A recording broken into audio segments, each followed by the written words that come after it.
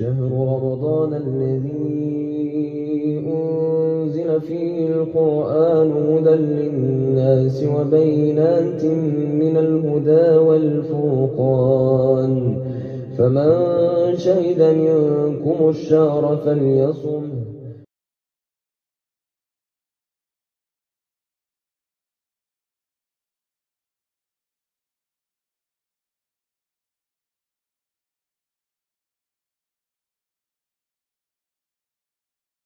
إنا أخلصناهم بخالصة ذكر الدار. Que la paix de celui qui jamais ne dort étreigne tendrement ton cœur, ma douceur. Assalamu alaikum wa rahmatullah wa barakatuh. J'espère que tu te portes bien et que ton petit cœur se porte bien.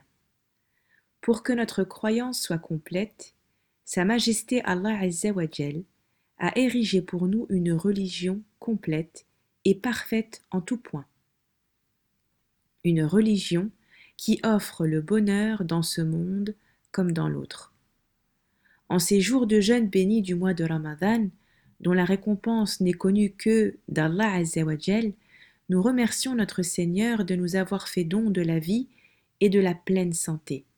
Alhamdulillah. Combien de nos frères, de nos sœurs, de nos parents ont quitté ce monde aux portes de Ramadan.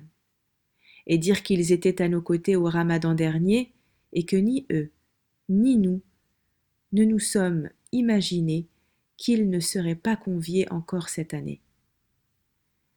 À la douleur de la séparation s'ajoute le sentiment d'insouciance qui nous touche au quotidien, comme si nous n'étions pas concernés finalement, comme si la mort c'était pour plus tard.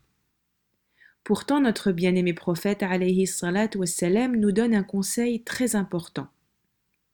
Dans ce hadith rapporté par Abu Hurayra radiyallahu anhu wa ardah, le prophète sallallahu alayhi wa sallam nous dit: rappelez-vous fréquemment celle qui coupe les plaisirs, et il évoquait la mort.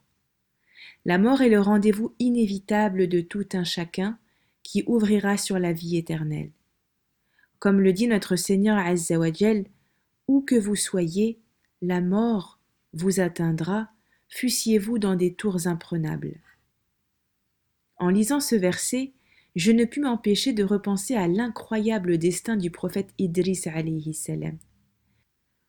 Au moment où l'heure de sa mort avait sonné, Idris désira retarder celle-ci pour continuer de prêcher l'unicité d'Allah sur la terre. Il demanda alors à un ange de plaider sa cause auprès de Malik el-Maut, l'ange de la mort, pour qu'il retarde son heure. C'est ainsi que le prophète Idris alayhi salam, accompagné par l'ange, décida de faire la demande directement à l'ange de la mort en montant dans les cieux. Arrivé au 4e ciel, après les formules de salutation d'usage, l'ange exprima le souhait du prophète Idris quant au prolongement de sa vie. L'ange de la mort questionna l'ange. Mais où se trouve Idris? L'ange lui répondit qu'il était auprès de lui au 4e ciel, ce qui étonna l'ange de la mort à qui Allah avait ordonné de prendre l'âme de son prophète ce même jour et au 4e ciel. Malik el-Maut était étonné de l'ordre d'Allah, car Idris, étant un habitant de la terre, celui-ci ne comprenait pas pourquoi il avait reçu l'ordre de reprendre son âme dans le ciel.